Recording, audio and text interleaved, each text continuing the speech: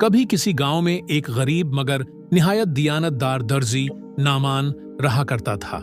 نعمان کی دکان چھوٹی تھی مگر اس کے ہاتھوں میں کمال تھا۔ لوگ دور دور سے اپنے کپڑے سلوانے آتے، مگر ایک بات جو نعمان کو دوسروں سے ممتاز کرتی تھی وہ اس کی سچائی اور ایمانداری تھی۔ ایک دن ایک امیر سوداگر اپنے بیش قیمت کپڑوں کے ساتھ نعمان کی دکان پر آیا۔ نعمان، یہ کپڑے میرے لیے تیار کر دو، قیمت کی پرواہ نہ کرنا، بس کام عمدہ ہونا چاہیے۔ نعمان نے عاجزی سے سر جھکایا۔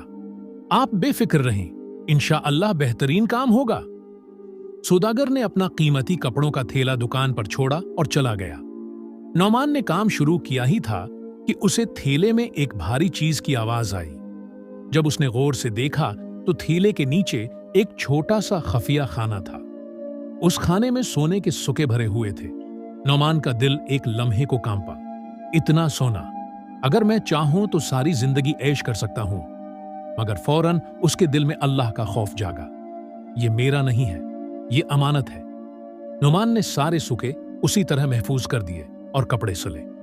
جب سوداگر واپس آیا تو نعمان نے کپڑے اسے دیے اور بولا، حضور، یہ تھیلا آپ نے دیا تھا، اس میں یہ قیمتی چیز بھی تھی، میں نے اسے جوں کا توں محفوظ رکھا۔ سوداگر حیران رہ گیا۔ آج کل کے دور میں ایسی دیانتداری دیکھ کر اس کی آنکھوں میں آنسو آ گئے۔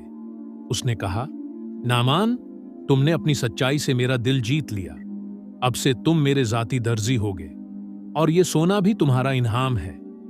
نعمان نے اللہ کا شکر ادا کیا، کیونکہ وہ جانتا تھا سچائی کبھی خالی ہاتھ نہیں لوٹاتی۔